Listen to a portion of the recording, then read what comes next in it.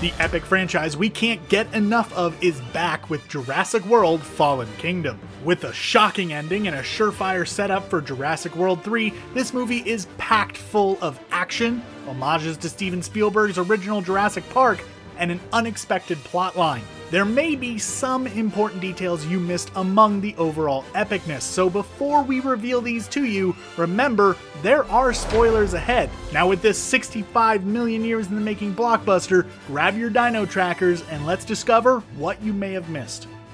If you enjoy this video, be sure to hit the subscribe button and click the bell to be notified when we upload fresh content. Welcome to Jurassic World. Claire's heels again?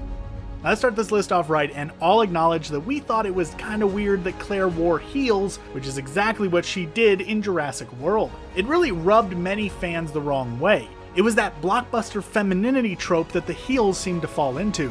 Even though Bryce Dallas Howard said that she had chosen the infamous footwear for that film, she has since changed her ways in this new one. That is, except for one instance. We see Claire post-park catastrophe, and she is more rugged and doing the good that needs to be done for the dinos. Still with heels though, which we catch as she exits and enters the elevator. This led some fans to think that director J.A Bayona was making fun of the previous film for their choice of footwear. However, in truth, he was fully recreating the shot from Jurassic World when the camera rises from Claire's feet to her face for her entrance in this film. This one is easy to miss, especially if you haven't recently watched the last movie, but either way, it's a smart and subtle reference that shouldn't be taken the wrong way, and thankfully, they switched her shoes to something more appropriate when she goes dino hunting. Are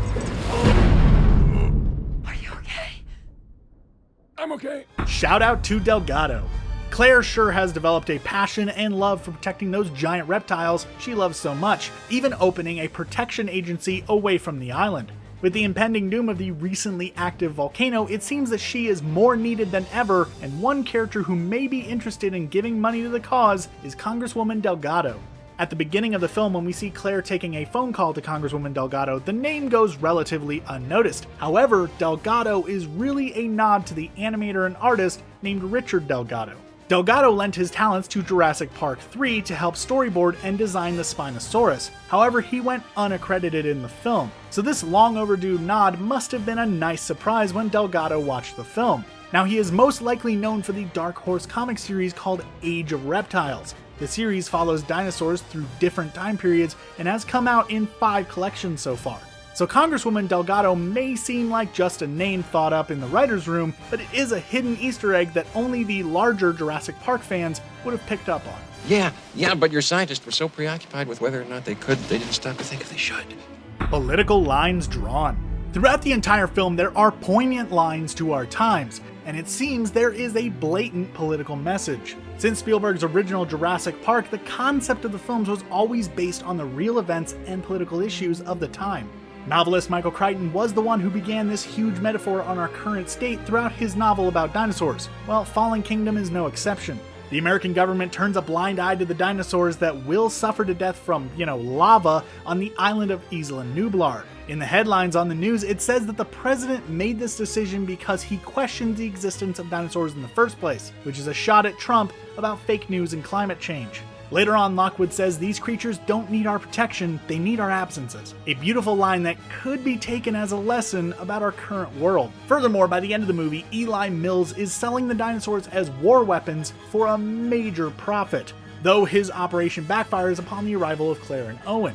The film explores going to war for profits and the need for various types of weapons, whether they are dinosaurs or nukes. Clearly, the filmmakers seek out peace over war, and we follow Claire and Owen through their heroic quest to stop the immoral leaders. Margaritaville. In Jurassic World, there were shoutouts, nods, and Easter eggs aplenty, and Fallen Kingdom was no different. However, there was one callback to a specific cameo in Jurassic World that became a widely known joke among the creators and fans alike. In a blink or you'll miss it shot, when the dinosaurs are stampeding through the park, terrified parkgoers scramble out of the way. There are screams and running people everywhere, and amongst these extras is none other than music legend Jimmy Buffett carrying a margarita in each hand. In the cameo, Buffett balances the 2 margaritas as he ducks back into the bar while everyone runs desperately away. Jimmy is also the owner of a chain of restaurants called Margaritavilles, so obviously this joke was one for the books. Now in Fallen Kingdom, as the team walk through the strip that in the previous film was stampeded, there is a callback to the joke. The Margaritaville sign is featured, and it is now, how can we say this properly, wasted. Where did you get that? Oh, this? I got it on eBay. Yeah, it's pretty amazing. Jurassic Park, forever alive.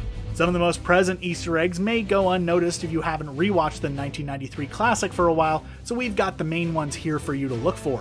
There's a joke in the original film when the heroes attempt to escape a T-Rex and Goldblum says, Must go faster. is when the car mirror reads, objects in mirror are closer than they appear. We see this image again, only upside down in Fallen Kingdom, in one of the destroyed original park vehicles. Chris Pratt's reflection is in the mirror, perhaps making a note of how the tables may turn later on. During the opening of Jurassic Park, when Ellie, Malcolm, and Grant see the Brachiosaurus for the first time, they watch as the dinos graze on the tops of trees. One even stands on its hind legs. In the opening of Fallen Kingdom, the characters experience the same thing upon arrival to the island. The callback moment helps connect our first views of the island with some of the final views. Director's personal shout-out. It may come as a shock to many that Emblem Entertainment and Universal Pictures hired J.A Bayona, a Spanish director, to take the reins on the new Jurassic World Fallen Kingdom. However, the director has previously worked for years perfecting his unique filmmaking aesthetic. With his breakthrough feature in 2007 entitled The Orphanage, he worked with first-time screenwriter Sergio G. Sanchez. However, prior to meeting Bayona, Sergio had intended to direct The Orphanage himself.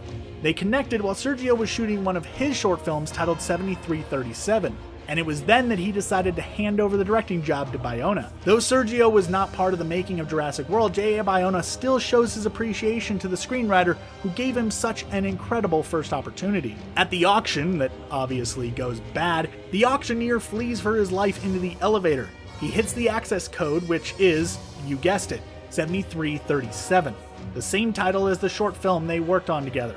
This is a small little shout out of appreciation to the man who started out his career, Sergio G. Sanchez. That's a hard one to miss, but an important detail for the filmmaker trying to say a subtle thank you to his friend. James Bond and Blade Runner references.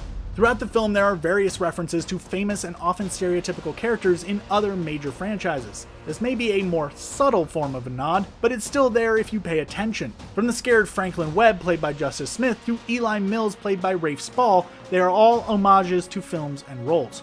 Franklin is incredibly similar to Q from the James Bond universe, the character who likes to stay safe and send the research and plans off to those in the field. Justice Smith brought Franklin to life by playing with the idea that he'd much rather be at home safe, just like how Q would react.